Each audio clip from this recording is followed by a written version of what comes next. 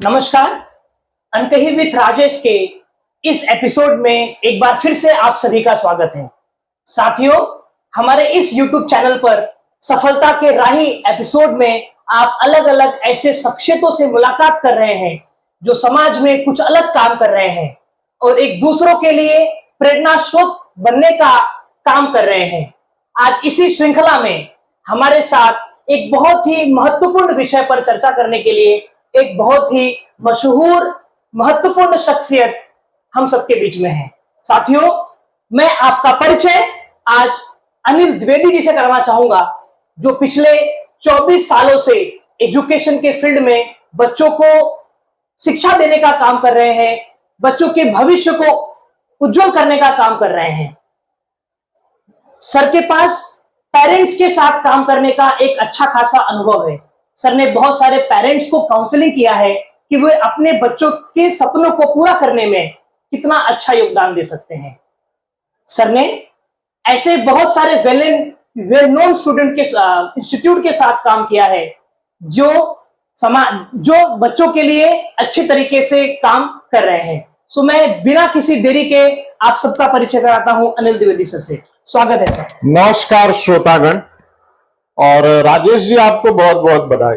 सबसे पहले मैं बधाई आपको इस बात की देना चाहता हूं कि हमारे जैसे लोग अपने जो भी अनुभव है उसको साझा करने के लिए एक प्लेटफॉर्म की तलाश में रहते हैं, और आपने वो प्लेटफॉर्म हमें आज यहाँ पे प्रदान किया है। इसके लिए आपको बहुत बहुत बधाई। श्रोतागण, जो हमने अनुभव हमारी जिंदगी में किया है, ये अनुभव मेरे पूरे करियर में पिछले 25 सालों में मैंने देखा है लीप्स एंड बाउंड्स चेंज हो रहे हैं। आज जो हम विषय लेकर चलने वाले हैं, जिस पर मैं अपने अनुभव को आपके साथ साझा करने वाला हूं, वो है पेरेंटिंग। बड़ा ही कठिन विषय है सर। जी सर। और इस कठिन विषय में जब तक आपके पास लाइव एग्जाम्पल नहीं होंगे, आप इस कठिन विषय को सक्सेसफुली चेस नहीं कर पाए। आज का युग थोड़ा अलग चल रहा है। जी सर। जब हम और आप पढ़ाई करते थे जी तो हमारे युग में कुछ अलग अनुभव। बिल्कुल बिल्कुल। फिर मिड पीरियड में हमने देखा कि पेरेंट्स के कुछ अलग अनुभव के साथ वो हमसे मिल रहे हैं। जी। काउंसलिंग के लिए हमारे पास आते हैं। वो अपने जितनी भी पेरेंटिंग की समस्याएं हैं सुलझाने की कोशिश करते हैं हमारे साथ। लेकिन जो दौर बदल रहा है, जो तकलीफें बदल रही हैं, ये सिर्फ और सिर्फ प्रैक्टिकल एग्जाम्पल के द्वारा ही सुलझाया जा सकता है। सर, आपकी जो स्पेशलिटी है वो स्कूल, जूनियर कॉलेज और डिग्री कॉलेज के बच्चों के साथ काम करने का है। जी सर। सर, स्कूल की जब हम बात करते हैं तो रोल ऑफ पेरेंट्स बहुत इंपॉर्टेंट है। तो सर, आज के दौर में आपके अनुसार पेरेंटिंग कितना महत्वपूर्ण है? सर, मैं आपको एक चीज बता दूं कि जब हमने ये करियर चूज किया तो हमारे दिमाग में, हमारे फ्रेम ऑफ माइंड में ये था कि हमें हमारे सब्जेक्ट को पढ़ाना है, बच्चों को इंप्रूव कराना है, बढ़िया रिजल्ट देना है, पेरेंट्स का अपना सपना पूरा करना है। बट जब हमने प्रैक्टिकली इस चीज को करने की कोशिश की सर, तो हमें कई अनुभव आए कि यहां सिर्फ बच्चों को ही नहीं पढ़ाना है। बिल्कुल। बच्चों के साथ साथ हमें पेरेंट्स को भी पढ़ाना है। जी। आज का पेरेंट्स, हम अगर इस फील्ड में हैं तो हमें इस फील्ड की सारी जानकारी होती। बिल्कुल। बट आप अगर पेरेंट्स को देखें तो बेचारा इतना असहनीय होता है कि उसे अपने बच्चे के सिलेबस के बारे में, प्रोग्रेस के बारे में डिफेंड करने के लिए कोई पॉइंट नहीं होते सर, क्योंकि उनका नॉलेज जीरो होता है। उनके अपने अलग स्ट्रगल चल रहे होते हैं लाइफ में। शायद पैसे की कमी, समय की कमी या दोनों की कमी उन्हें अपने पेरेंटिंग के तरफ नहीं आने देती। अब इस कड़ी में हम जैसे लोगों का काम बढ़ जाता है। हम चाहते हैं कि बच्चे का इंप्रूवमेंट तो हो, बट वो एक मशीनी तकनीक से ना हो। अच्छा। बच्चा केवल सिलेबस ओरिएंटेड पढ़ के पढ़ाई आगे ले जा नहीं पाएगा। उसका एक प्रैक्टिकल अनुभव, उसके अगल बगल का इन्वायरमेंट, उसके रिलेटिव्स का साथ, जिस अनुभव से वो काम करेगा वो अनुभव उसके करियर की ओर बड़ी तेजी से ले जाएगा। और इन सभी चीजों को देने का काम केवल मात्र पेरेंट्स कर सकता है। अच्छा। तो पेरेंट्स की जो आप इंपॉर्टेंस स्टूडेंट के लाइफ में समझ रहे हैं, वो टीचर से भी ज्यादा इंपॉर्टेंट हो जाती है जब हम उसके बेसिक इन्वायरमेंट को देखने की कोशिश करते हैं। जी सर, हमने पाया है कि कई बार हमें बच्चे आकर बताते हैं कि सर हमारे घर पे इस तरह का इन्वायरमेंट पेरेंट्स देने की कोशिश तो जरूर कर रहे हैं, बट इनएक्सपीरियंस होने की वजह से वो दे नहीं पा रहे। तो क्या आप हमारे पेरेंट्स को समझाएंगे कि हमें इन चीजों की जरूरत है, ना कि हमें एसेसरीज, लग्जरीज या और भी सुख सुविधा? हाँ सर, जो मैं यहाँ पे इंटरप्ट करना चाहूंगा कि बहुत सारे पेरेंट्स हमेशा बोलते हैं कि आपको पैसा मिल गया, आपको रुपया मिल गया, हम आपको अच्छी कपड़े दिला देंगे। तो क्या यही पेरेंटिंग है? जी सर, बहुत बढ़िया क्वेश्चन है ये। जी सर। कुछ पेरेंट्स अब ये सोचने लगे हैं कि हम अपने बच्चों को सुख सुविधा, अच्छी कोचिंग, अच्छा स्कूल, अच्छा सिलेबस दे देंगे और हमारा काम हो जाए, खत्म हो जाएगा। सर ये बहुत ही गलत प्रथा है। मैं आपको समझाने की कोशिश करता हूं कि अगर आप किसी बच्चे के दिमाग को सही ढंग से डेवलप नहीं करेंगे तो बच्चा उन सारी चीजों को गलत यूज करना शुरू कर देगा। कुछ पेरेंट्स मेरे पास इसलिए आते हैं कि सर हमारा बच्चा तो मोबाइल ही नहीं छोड़ रहा है, पढ़ाई क्या करेगा? सही बात है। तो मेरा जवाब मेरे पर्सनल एक्सपीरियंस से ये होता है कि मैंने भी पेरेंटिंग की है, मेरी भी एक बेटी है और हमने उसे स्टैंडर्ड 7 से मोबाइल दे रखा है। सर चूक कहां पे हो रही है ये मैं आपको एक 5 मिनट में बताने की कोशिश करता हूं। आई नो कि सबका समय बहुत कीमती है, बट इस इंपॉर्टेंट टॉपिक के लिए मुझे 5 मिनट की जरूरत पड़ेगी। सर, आप किसी को कोई चीज देते हो तो उस चीज के बारे में उसका प्लस और माइनस दोनों बताने की कोशिश करते हैं। बिल्कुल। उसके पॉजिटिव से आपकी जिंदगी पे क्या असर होगा, उसके नेगेटिव से आपकी जिंदगी पे क्या असर होगा, ये बताना आपका फर्ज होता है। आजकल के पेरेंटिंग में हमें ये कम पाया जाता है। उन्होंने केवल वो चीजें आपको दे दी हैं, अब आपको उसे कैसे हैंडल करना है ये समझिए। तो बच्चे की जो एक आदत सी मान लीजिए आप होती है कि वो इजी चीज में जल्दी चला जाता है। राइट। सर मोबाइल रखना कोई गलत बात नहीं होती। मोबाइल में इस तरह की जानकारियां होती हैं जो बच्चों को काफी मदद करती हैं। जी जी। हमने लेकिन उन्हें ये समझाने की कोशिश नहीं की कि मोबाइल का इस तरह से भी इस्तेमाल किया जा सकता। जी। मोबाइल छुड़वाना is not a solution sir. बराबर सर, ज्यादातर पेरेंट्स की शिकायत होती है, सर मेरा बच्चा दिन भर मोबाइल ही देखते रहता है, जब उसको पढ़ाई करने के लिए बोलो तो मोबाइल ही देखता है वो। जी। तो आप उसके मोबाइल में पढ़ाई करने वाली सारी चीजें डाल दी। उसको बताइए कि आपके जो सिलेबस ओरिएंटेड प्रोग्रेस है वो मोबाइल से हो सकता है। समझाने की कोशिश करिए। कुछ उसमें वेब डिजाइनिंग है, आजकल कई एप्लीकेशन अवेलेबल है मार्केट में जो बच्चों को मोबाइल के थ्रू पढ़ाने की कोशिश कर रहे हैं और काफी अच्छा रिजल्ट दे रहे हैं। बिल्कुल बिल्कुल। तो मेरा ये मानना है कि आप जब किताब भी देते हो बच्चे को पढ़ने के लिए, आउट ऑफ द सिलेबस कोई और किताबें हैं, नॉवेल हैं, तो उस नॉवेल के बारे में उनको पहले समझाइए कि नॉवेल आप पे क्या प्रभाव डालता है, किस चीजों पे आपकी जिंदगी के लिए ये बहुत इंपॉर्टेंट है, तब जाकर वो उसका सही इस्तेमाल करते हैं। सही बात, सही बात। आप उन्हें रोकिए मत, टोकिए मत, उसे मना मत करिए, उसे बताइए जाओ आप कर लो, लेकिन देखो इसको करने से ये आपके लिए इतना बैड इफेक्ट देगा। जब वो अपना बैड इफेक्ट एक्सपीरियंस करेगा तो आपकी कही गई बात उसे याद आएगी और वो बैक हो जाएगा मोबाइल के कुप्रभाव से। तो सर 90% तो प्रॉब्लम यहीं पे सॉल्व हो जाते हैं कि आप मोबाइल का सही इस्तेमाल करना सीखें। अब रही बात कि सर वो इस्तेमाल ही गलत कर रहा है, तब उसके लिए आपको उसके कुछ काउंसलिंग सेशंस में आपको इन्वॉल्व करना पड़ेगा, जिसके लिए कई साइकोलॉजिस्ट अवेलेबल है हमारे पास, कई टीचर्स अवेलेबल हैं जो आपके बच्चे की काउंसलिंग बहुत बढ़िया तरीके से कर सकते हैं। देखिए जैसा मैंने आपको कहा ना कि सारी चीजें आप नहीं कर सकते, सही बात है, लेकिन सारी चीजें आप करवा तो सकते हैं ना।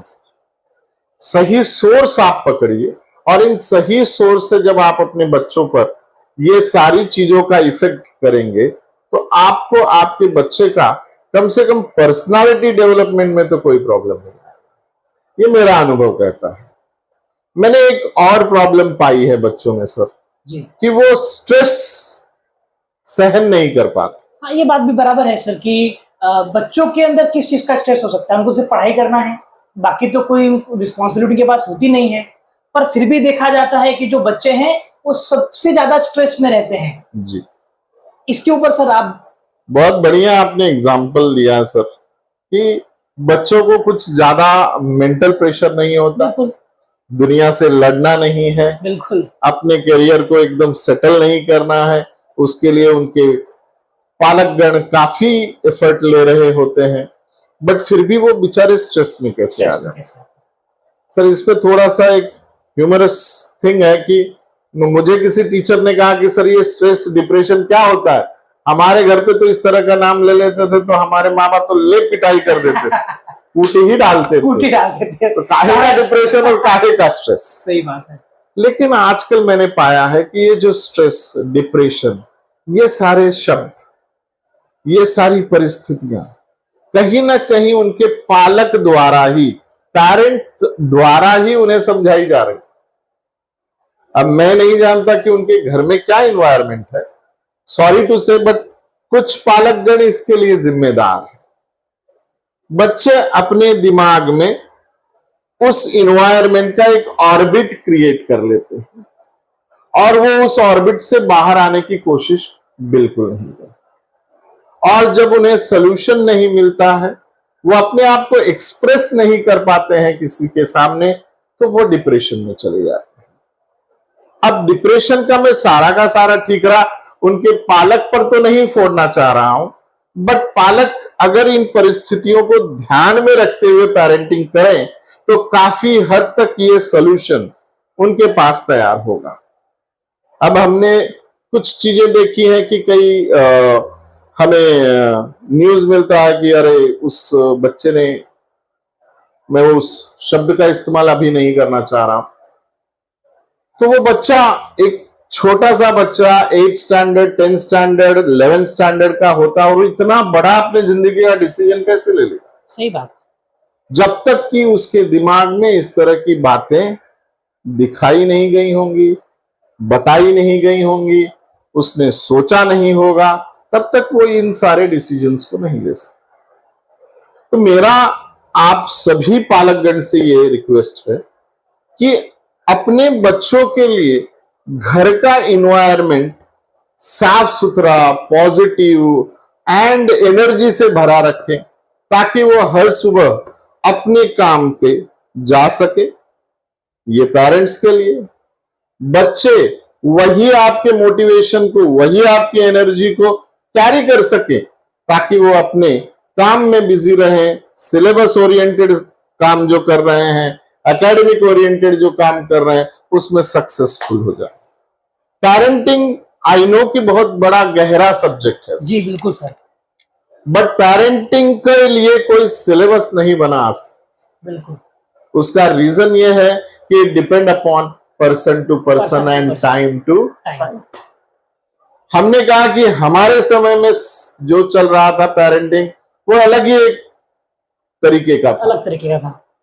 मिडिवल पीरियड में हमने 90s 2000 की जो पेरेंटिंग देखी है, वो भी काफी अलग तरीके की पाई गई। आजकल की जो पेरेंटिंग है वो भी काफी अलग तरीके की है, जिसमें हम टेक्नोलॉजी को साइड करके पेरेंटिंग अगर करने की कोशिश करेंगे तो हमें सक्सेसफुल नहीं। हमारा सक्सेस उसी में है कि जब हम दुनिया के साथ कदम मिलाकर चलें।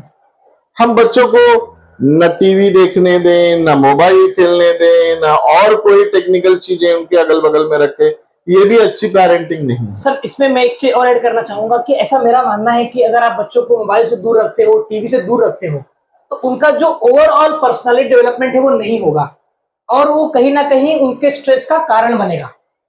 एकदम सही कहा सर आपने। देखिए होता क्या है कि हम केवल किताबी कीड़ा तो नहीं तैयार कर रहे हैं ना सर। सही बात। हम अपने बच्चों को जब एकेडमिक देखते हैं तो ओवरऑल उसकी पर्सनालिटी डेवलपमेंट के बारे में भी बात करने की कोशिश करते हैं। हम तो ये नहीं बताएंगे कि ये 100 मार्क का आपको आने वाला है, ये 100 मार्क के लिए पढ़ाई करो। उसे स्मार्ट बनाना है, दुनिया से लड़ना सिखाना है, बिल्कुल अपनी चीजों को सामने रखना सिखाना है।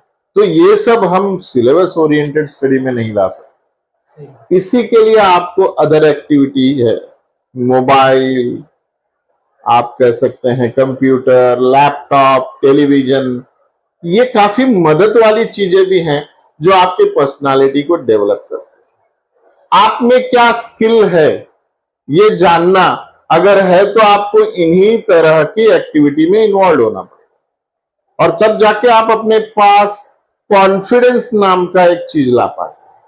और जब आपके बच्चों में कॉन्फिडेंस आएगा, टू बी फ्रैंक, आपके बच्चे ऐसा रिजल्ट देंगे कि आपने कभी सोचा नहीं होगा सर। हमने जैसा कहा ना कि हमने ये भी देखा है, कई पेरेंट्स हमारे पास आते हैं, सर हमारे बच्चे को डांटिएगा मत, पीटिएगा मत। आप ठीक है, डांटना पीटना तो वैसे भी अब अलाउड नहीं है हमारे पास। बच्चों को एक्स्ट्रा पैम्परिंग करने की बात जब आ जाती है तो ये काफी इफेक्टिव है उनके दिमाग को लेकर। अच्छा। वो अपने एक शेल में चले जाते हैं और ओवर डिपेंडेंट हो जाते हैं। सर ओवर डिपेंडेंट बच्चे आपने देखे होंगे जो खुद का डिसीजन नहीं ले पाते हैं। सर ऐसे बच्चों को देखकर बड़ा ही बुरा फील होता है कि उनका भी दिमाग उसी तरह से डेवलप होना चाहिए जैसे बाकी बच्चों का हो रहा है। सर ऐसे में लोगों को जानता हूं exactly. जो जिनका ग्रेजुएशन हो चुका है पर जी वो सर, अपने हाथ से खाना नहीं खा पाते हैं, उनकी मम्मी खाना खिलाती है। सर ग्रेजुएशन लेवल के में मेरे सामने सब घटनाएं घटी है। जी सर, जैसे कि आप भी इसी क्षेत्र में हैं तो आपको काफी पर्सनल अनुभव भी हुए होंगे कि हम बच्चों को कहाँ ले जा रहे हैं। क्या सिर्फ सिलेबस ही सिखाना बच्चों का ये काम हमारा पेरेंटिंग है या उनको ओवरऑल डेवलपमेंट कराना पेरेंटिंग है? सर एक इससे जुड़ा हुआ मेरा एक सवाल और भी रहेगा आपसे। जी सर, कि टीचर का रोल बच्चों के डेवलपमेंट में किस प्रकार होना चाहिए? जैसे कि क्या सिर्फ उसको सिलेबस ओरिएंटेड ही पढ़ाना चाहिए? अगर वो बच्चों को कुछ एक्स्ट्रा देने की कोशिश करता है जी, तो बच्चे और पेरेंट्स कहीं ना कहीं जो सपोर्ट करना चाहिए वो नहीं करते हैं जी। तो इसको लेकर के आपका क्या मत है? काफी बढ़िया क्वेश्चन आपके तरफ से आया है सर, और इसका मुझे पर्सनल अनुभव भी हुआ। अच्छा। जैसा कि आपको पता है कि मैंने कई सारे इंस्टीट्यूट में काम किया है और हमें एक सिलेबस ओरिएंटेड कैरिकुलम दे दिया जाता है कि सर ये आपको इतने दिन में पढ़ाना है और बच्चों को उसी पे आपका एग्जाम लेकर अच्छा आपको नॉलेज देना है और अच्छे मार्क्स आने। सर मैं आपको बताता हूं मेरा अनुभव कि मुझे आज तक जो भी इंस्टीट्यूट मिले हैं किसी भी इंस्टीट्यूट में ये बंधन कारक चीजें नहीं दी गई। अच्छा जी सर, वाह। और मैं शुक्रगुजार हूं उन लोगों का, मैं नाम तो नहीं लेना चाहूंगा, लेकिन जिन संस्थाओं में मैंने काम किया है उन्होंने कभी भी मेरे काम में इंटरफेरेंस नहीं। उन्होंने कहा सर ये बच्चे, ये सिलेबस, ये आपको कंप्लीट करना है, बस हमारे बच्चों का प्रोग्रेस होना चाहिए। तो मुद्दा नंबर 1 कि मुझे इस तरह की कोई टास्क ओरिएंटेड चीजें नहीं मिली और मिलती भी। तो एज अ टीचर, जो आपका मेन सवाल अभी आपने पूछा है, एज अ टीचर सर हमें ये ख्याल रखना है सिलेबस मार्क्स के लिए इंपॉर्टेंट है लेकिन ओवरऑल नॉलेज ज्ञान के लिए इंपॉर्टेंट है। आप सिलेबस से क्वेश्चन पेपर सॉल्व कर सकते हो, लेकिन ओवरऑल शिक्षा से पूरी जिंदगी पास कर सकते हो। वाह, तो आपके बच्चों को अगर सिर्फ पेपर पास कराना है तो सिलेबस ओरिएंटेड है, लेकिन आपको जिंदगी में उसे सक्सेसफुल बनाना है वाह, तो क्या बात आपको है। ओवरऑल नॉलेज देना बहुत जरूरी है। सर ये आपने बहुत बड़ी बात कही है। सर पेरेंट्स जी। को किन चीजों पर ध्यान देना चाहिए और वो किन चीजों पर ध्यान नहीं दे पा रहे हैं? सर ये भी काफी अच्छा सवाल है कि किन चीजों पर ध्यान देना चाहिए। जैसा कि मैंने आपको फिर शुरू में बताया कि पेरेंट्स चाहते हैं कि हमारे बच्चों का डेवलपमेंट, बट उनके पास भी कुछ समस्याएं हैं जिसके वजह से वो पूरी तरह से अपने बच्चों पर ध्यान नहीं दे। तो किन चीजों पर बेसिक ध्यान दें ताकि वो अपनी पेरेंटिंग को सही बना सके। मैं जो अनुभव करता हूं मेरे पर्सनल अनुभव से, मेरे मतलब करियर में जितना अनुभव मिले हैं, उस हिसाब से मैं आपको कुछ टिप्स देने की कोशिश करता हूं। सर अगर आप फॉलो करते हैं, चेंजेस होता है, तो हमें जरूर संपर्क करें और अपना अनुभव साझा करें ताकि हम और भी लोगों को इस तरह की चीजें बता बताएं। सकें। सर होता ये है कि आपका बच्चा क्या चीज पसंद करता है और क्या चीज नहीं पसंद करता है, इसकी जानकारी आपको होनी चाहिए। आपका बच्चा आपके साथ रहता है तो वो इन्वायरमेंट आप क्रिएट करते हैं, लेकिन आपका बच्चा जब बाहर जाता है तो वो किस इन्वायरमेंट के थ्रू गुजरता है, ये आपको जानना बहुत जरूरी है।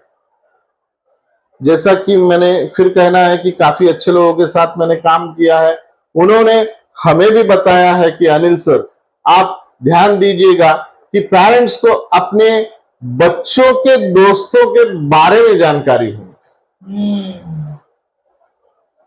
अगर उसका दोस्त काफी अच्छा है, काफी अच्छे इन्वायरमेंट से आ रहा है, पढ़ाई में ज्यादा इंटरेस्ट ले रहा है, तो आपका 50% काम हो गया। लेकिन ऐसा नहीं है कि दूसरे का बच्चा खराब और हमारा बच्चा अच्छा। आप उसको इन्वायरमेंट बदलने की कोशिश करिए, बाकी लोगों को बदलने की कोशिश ना, वरना कहेंगे तो अनिल सर ने बोला था कि हमारे बच्चों का दोस्त अच्छा होना चाहिए, तो तू इससे दोस्ती कट करके दूसरे से दोस्ती कर। इस तरह के एग्जाम्पल आप उसको बताइए कि आपको किस इन्वायरमेंट सूट करेगा, किस तरह का इन्वायरमेंट देना चाहिए। और सबसे इंपॉर्टेंट बात, don't believe on your child blindly. बच्चा बहुत ही नादान होता है, बहुत ही नादान होता है, और वो अपनी गलतियों को छुपाने के लिए शरारत भर कई चीजें आपके सामने प्रेजेंट कर, और आपने उसे कुछ गलत चीज पे बढ़ावा दे दिया सर, तो वो उसकी आदत बन जाती, आदत बन जाएगी और उसका स्ट्रेस आप ही को मिलेगा। ये बात तो सही आप पूरे की तरह निग्लेक्ट भी नहीं करें सर, और पूरी तरह विश्वास भी नहीं। उस पर रिसर्च करिए, जानकारी इकट्ठा करिए, और सही में अगर वो आपके बच्चे के साथ होता है तब आप उस पर एक्शन मोड पे आइए। मैंने तो सर कई पेरेंट्स देखे कि अपने बच्चे के कहने पर वो कई इश्यूज में चले आते हैं, आर्ग्यूमेंट करने चले आते हैं कर देते हैं, विच इज नॉट गुड। ये अच्छी बात नहीं। इससे एक बढ़ावा मिलता है अपने ही बच्चों को कि थोड़ा वो शेल में चला जाए, आप पे डिपेंड हो जाए, हर चीजों को आप में वही दिखाई दे कि हाँ भाई ये मेरा प्रोटेक्टिव आर्म है, मैं इसे वापरूंगा, यूज करूंगा, और इससे आप उसका मनोबल बढ़ा रहे हो, और कि वो इसका गलत कामों के लिए जो नुकसान है सबसे पहले पेरेंट्स को उठाना पड़ेगा, बाद में दूसरा कोई उठाएगा। तो मेरे 3 मुद्दे हैं जो पेरेंट्स को अच्छी तरह से हैंडल करना है। मुद्दा नंबर 1 कि उनका बच्चा क्या लाइक करता है, क्या डिसलाइक करता है। दूसरा, उनका बच्चा किस इन्वायरमेंट में बाहर पल रहा है। और तीसरा मुद्दा कि वो अपने बच्चे पे ब्लाइंडली फेथ है। अगर इन कुछ मुद्दों पर पेरेंट्स अपने स्ट्रेस दे देता है तो मेरे हिसाब से, मेरे अनुभव से, उनका 80% काम तो डन है सर। और प्रैक्टिकल एग्जाम्पल तो आते ही रहते हैं सर हमारे पास, कुछ ना कुछ नया हमें ऐड करने मिलता है। एंड पेरेंटिंग मैंने फिर कहना है कि ऐसा विषय है कि हर किसी को उसके थ्रू गुजरना है, और ये सबसे चैलेंजिंग टास्क है to be a good parent. Yes, आप कितने भी एफर्ट लगा लें, कितनी भी चीजें उनसे करवा लें, लेकिन अगर आप सही रास्ते पर नहीं हैं तो वो आपको तकलीफ जरूर देगा। सर, पेरेंट्स और चिल्ड्रन, जी सर, इन दोनों के बीच जो जनरेशन गैप है या इन दोनों के बीच में जो कम्युनिकेशन होना चाहिए, अभी हम लोग टीचिंग फील्ड में तो हम लोग ये देखते हैं कि जो बच्चे हैं वो एक एज के बाद में अपने फ्रेंड्स के काफी क्लोज हो जाते हैं और अपने पेरेंट्स से दूर हो जाते हैं। तो ये जो बड़ी समस्या है, इसको हम लोग कैसे कम कर सकते हैं और इस पे आपका ओपिनियन क्या है? सर, बहुत एक डीप आपने क्वेश्चन पूछ लिया और एवरग्रीन क्वेश्चन है। मतलब ये क्वेश्चन 100 साल बाद भी पूछा जाएगा और 100 साल पहले भी पूछा गया है कि हम जनरेशन गैप को किस तरह से कम करें। सर, एक अच्छी इंफॉर्मेशन देने की कोशिश करता हूं कि who is a good teacher. तो आंसर आया कि भाई जो ज्यादा नॉलेज रखता है, बढ़िया स्टाइल से सिखाता है, बढ़िया नॉलेज एक्सप्लोर करता है, he is a good teacher. But मैंने पाया कि सर इसमें थोड़ी त्रुटि। अ गुड टीचर वो होता है जो अपने आप को स्टूडेंट समझता है। क्या बात है, बहुत बड़ी बात कही सर आपने। अगर टीचर अपने आप को स्टूडेंट के रोल में ढाल लेगा तो वो जब पढ़ा रहा होगा तो as a student doubt create करेगा, और जब एज ए स्टूडेंट वो अपने दिमाग में डाउट लाएगा तो वो स्टूडेंट के सारे डाउट्स उसी समय क्लियर करेगा। सर, इस पे मेरा एक व्यक्तिगत अनुभव है कि जब मैं पढ़ाई कर रहा था तो कुछ ऐसे टॉपिक्स थे सर जो मुझे पूरे साल भर आए ही नहीं, मैंने उसको ऑप्शन में ले लिया जी। लेकिन जब मैं टीचर बना जी सर, तो मुझे बिना किसी एक्स्ट्रा एफर्ट्स की वो चीजें आने लगी और उसको मैंने इतना सिंप्लीफाई कर दिया जी सर, कि जब वो वही टॉपिक मैं आज बच्चों को सिखाता हूँ तो बच्चों को इजीली समझ में आ जाता है। तो जो आपने बात कही कि अगर आप स्टूडेंट बन के देखते हैं तो आप ज्यादा उपयोगी साबित हो सकते हैं स्टूडेंट्स के लिए। कोई जरूरी नहीं है कि सर जो आपके इंटेलिजेंट लेवल से आपको समझ में आ रहा है वही इंटेलिजेंट लेवल से बच्चों को समझ में आ रहा है। सही बात। They are not so intelligent like you, तो उन्हें आप लो लेवल पर लाइए। अब आप कहेंगे सर ये तो आप शिक्षा टीचरों को दे रहे हैं, व्हाट अबाउट पेरेंट्स, कैसे करें ये जनरेशन का? सर मैं वही चीज आपको अपने पर्सनल एक्सपीरियंस से बता रहा हूं कि आज मैं लाइक 5th स्टैंडर्ड स्टूडेंट से लेके सीए स्टूडेंट को पढ़ा रहा हूं। आज तक मुझे किसी बच्चे ने नहीं कहा कि सर आप काफी बड़े हैं, उम्रदराज हैं, सर आप जो बातें कर रहे हैं वो हमारे लेवल में नहीं आ रही है। हम अगर 5th स्टैंडर्ड के बच्चों को पढ़ा रहे हैं तो कार्टून के एग्जाम्पल से पढ़ाते हैं सर। अच्छा। और जब हम सीए के बच्चों को पढ़ाते हैं तो कॉर्पोरेट के एग्जाम्पल से। तो आपको हर स्टूडेंट के लेवल पर आना पड़ता है। पेरेंट्स को भी हम यही कहेंगे कि आप पेरेंट्स ना बने, आप बच्चों के साथ बच्चा बने। केवल उनको एक ही बात याद दिलाते रहिए बच्चों को कि हम आपके साथ बच्चे हैं लेकिन मेच्योर्ड बच्चे हैं। आपको जो डिसीजन लेना होगा वो हमारे मेच्योरिटी के थ्रू ही लेना होगा। हम भी बच्चे हैं आपकी। जब आप इस तरह की जेलिंग उनसे करेंगे सर तो बच्चों को कोई भी गैप नहीं लगेगा। अपने आप को बच्चा बनाइए, बच्चे की लाइफ फिर जिंदा करिए, लेकिन इस बार फैसला आप अपने इंटेलेक्चुअल माइंड से लीजिए, मेच्योर्ड माइंड से लीजिए, ताकि आप सही सजेशन उन बच्चों को दे सकें। सर मैंने जैसे आपको बधाई दी कि आपने हमें ये प्लेटफॉर्म दिया तो हम आपको ये नॉलेज शेयर कर पा रहे हैं, उसी तरह से बच्चे जब आपके पास समस्या लेके आएंगे तभी तो आप समाधान करेंगे सर। जब समस्या ही नहीं होगी तो आप समाधान कैसे कर पाएंगे? तो उन्हें उतना स्पेस दीजिए कि ताकि वो अपनी समस्या आपसे डिस्कस कर सके, इसी को तो कहते हैं cutting the generation gap between parents and child. क्या बात है सर। तो ये मेरा अनुभव है सर, और ऐसे कई अनुभव इस सीरीज में आते हैं सर। मतलब अब मैं उस पर चर्चा करने बैठूं तो शायद हम लोग काफी दिनों तक इस पर चर्चा कर सकते हैं, लेकिन मैं चाहता हूं कि मेरे पेरेंट्स जो मुझसे जुड़े हैं वो जरूर आकर एक बार अपने बच्चे की काउंसलिंग मुझसे करवाएं, अपनी समस्या का भी समाधान हमसे ढूंढने की कोशिश करें, limited to their academic problems, और हम इस चीज को सारी दुनिया में फैलाएं कि अगर पेरेंटिंग किसी बच्चे की अच्छी हो जाएगी तो आपको उसके करियर के बारे में कुछ सोचने की जरूरत ही नहीं। सर ये जो पेरेंटिंग विषय है बहुत ज्वलंत है, और हम लोग इतने अच्छे तरीके से इस विषय पे चर्चा कर रहे हैं कि जी सर, जो प्रश्न है वो खत्म ही नहीं हो रहे हैं।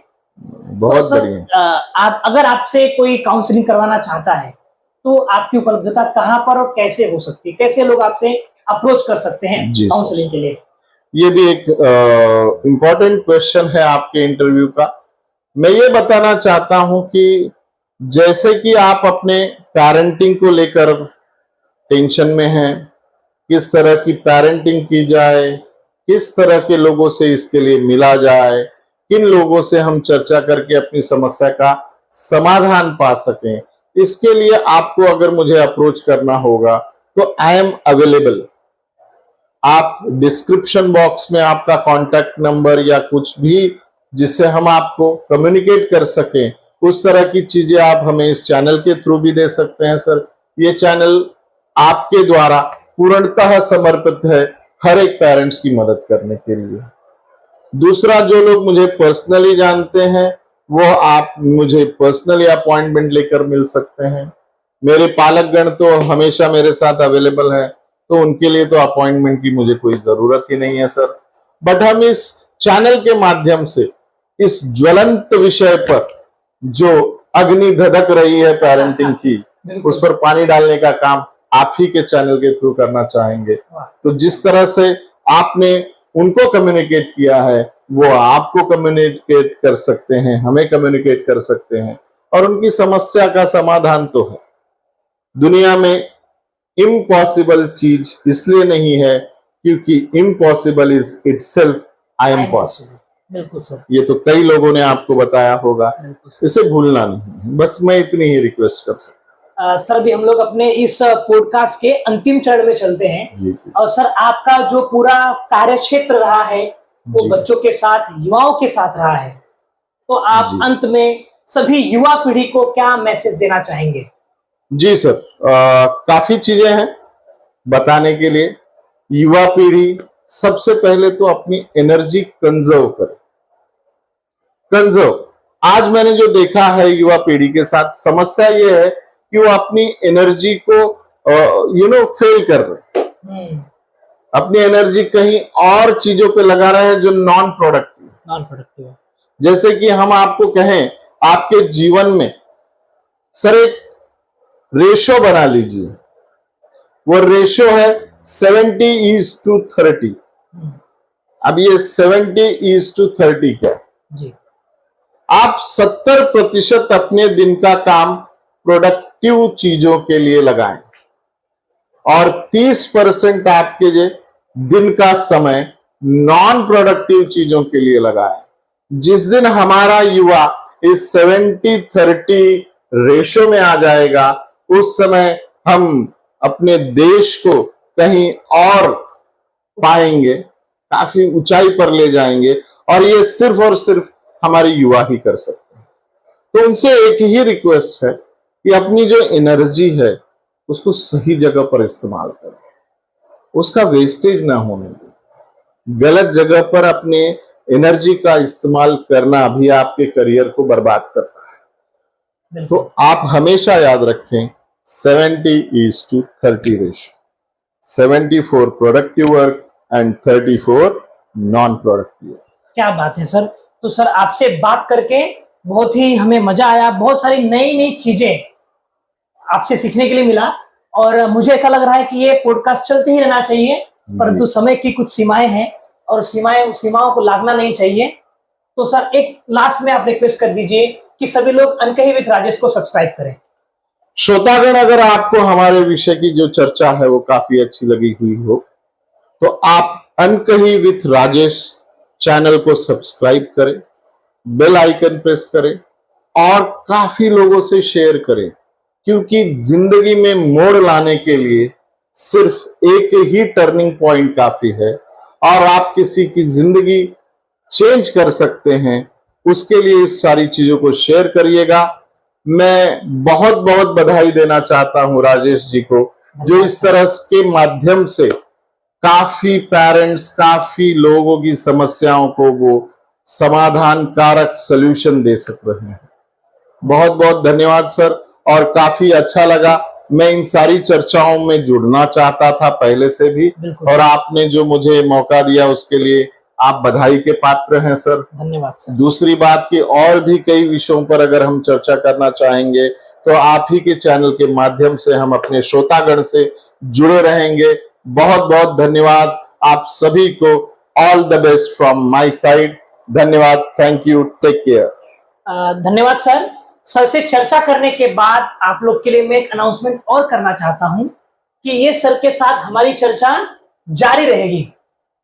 किसी नए एपिसोड में हम लोग किसी नए विषय को लेकर हाजिर होंगे और हमारे साथ हम सबको मार्गदर्शित करने के लिए श्री अनिल द्विवेदी जी उपलब्ध होंगे, जिन्होंने आज पेरेंटिंग जैसे ज्वलंत विषय पर अपने विचार को रखा है। और मुझे लगता है ये वीडियो आप सभी के लिए उपयोगी होगा। आप सभी को ये वीडियो अपने तक सीमित नहीं रखना है, लाइक करना है, शेयर करना है और चैनल को सब्सक्राइब करना है, क्योंकि इस चैनल पर अनिल द्विवेदी जी जैसे अनेक लोगों को मैं लाता रहूंगा जो आपके लिए ज्ञानवर्धक साबित होता रहेगा। तो धन्यवाद। आज यहीं रुकते हैं। अगले किसी एपिसोड में फिर मुलाकात होगी किसी नए विषय और किसी नए शख्सियत के साथ। तब तक धन्यवाद। नमस्कार। जय हिंद। जय भारत। नमस्कार श्रोतागण।